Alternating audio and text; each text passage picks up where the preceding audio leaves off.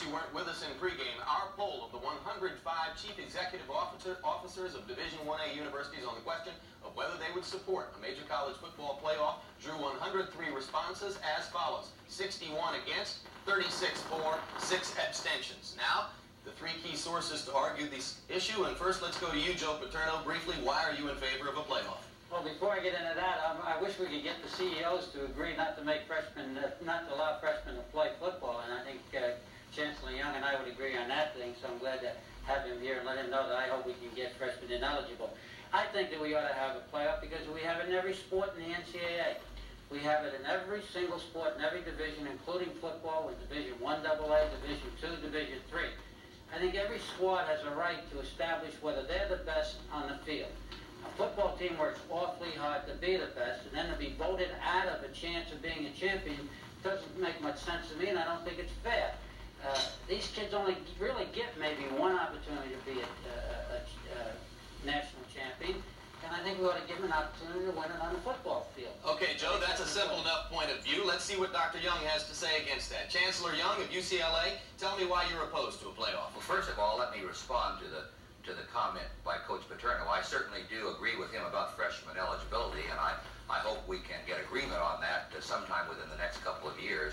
As he knows, it's something I've been pushing for quite some time. I think a lot of us agree on that. What about a playoff? I believe that there are several reasons why there should not be a playoff. The two most important, in my opinion, first of all, are the fact that it would undoubtedly require additional games, and it would require substantial additional football practice and games during one of the most critical periods for the students' lives, and that is during the first 3 weeks of the month of December, when on any calendar they're in the midst of final examinations, and it would add additional games, it would add additional time spent on football as opposed to time spent in academic endeavors. Secondly, I believe the bowls provide an opportunity for all of the really good teams to go to have an experience which is a good one, and for 17 teams, I think it is, at the current time, to go out a winner rather than only one. And I believe we have the bowls in football.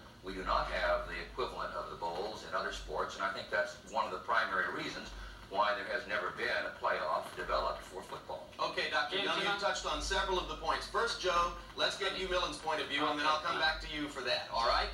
Hugh Mullen was the quarterback of the 1984 Washington Husky team, which finished second to Brigham Young in the polls. Many thought that it was probably the superior team. I'll point out, Hugh, before you start talking, that I don't know, and the rest of us don't know where you stand on the issue of a playoff. Where do you stand?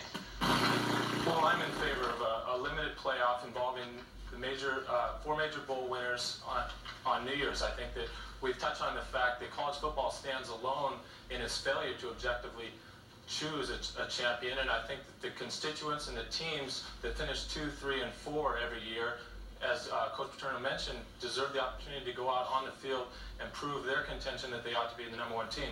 I think another point is that every team that's picked number one each year deserves a chance to go out and prove the fact that their substantiated claim to be number one. Hugh, would it have been an academic hardship for a lot of players on your team to play 2 or 3 more weeks? No, I really don't think so. I think that when you're talking about a 40-week school year and talking about some of the shortcomings and certainly the academic interest should be considered, but I think that when you consider the benefits of having a playoff, it much outweighs the shortcomings of the drawbacks. All right, let's go back to Joe Paterno. You wanted to say something about what Dr. Young said about the bowls. Go ahead. Number one, I want to say the fact that the business about being abusive to the kids academically is absurd.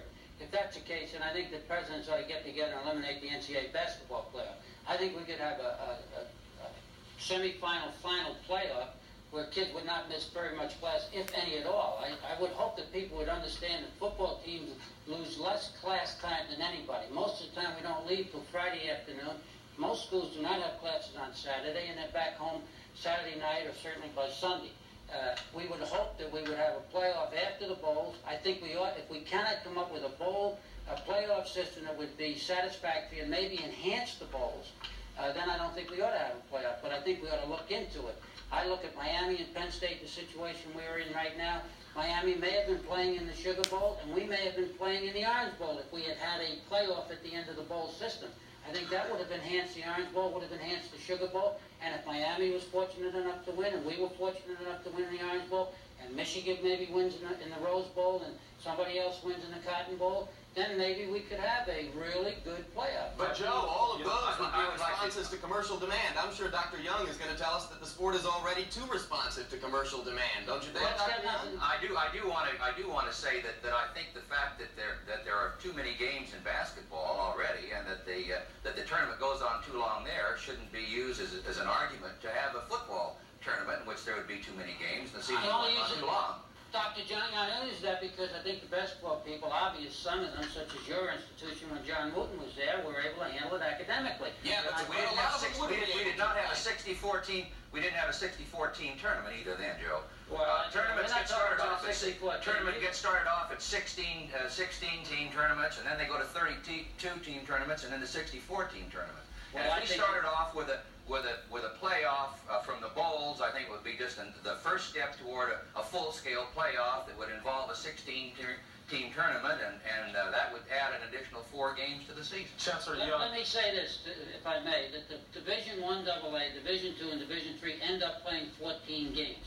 If we had the kind of playoff I'm talking about, you'd play 11 games, you'd play the 12th game in the bowl, you'd play 2 teams would play the 13th game in the semifinals, and 2 teams would play 14 games, and that would be consistent with what the schools such as the Bucknells and the other people in the Bloomsburg in our area, they're willing to do it. And I might add one other thing as far as... Go ahead. Let's go back to Hugh Mullen, because I know he had something else to say. Hugh? Well, I think we hear a lot of talk from the administrative side of the sport that's saying that the players need to fulfill their obligation as student athletes, and indeed that's a worthwhile endeavor. But we also have to recognize that in big-time college football, there is also a side of the athlete side that we need to consider, and there's an obligation that the athletes have, and if the fans feel that a playoff is necessary and the players want it, then I think that then we should implement it. Gentlemen, I told you that these 7 minutes would fly by, and unfortunately we have only scratched the surface of this discussion. I think that was inevitable, but I thank you all. I think you've all touched on some of the most important points here and have demonstrated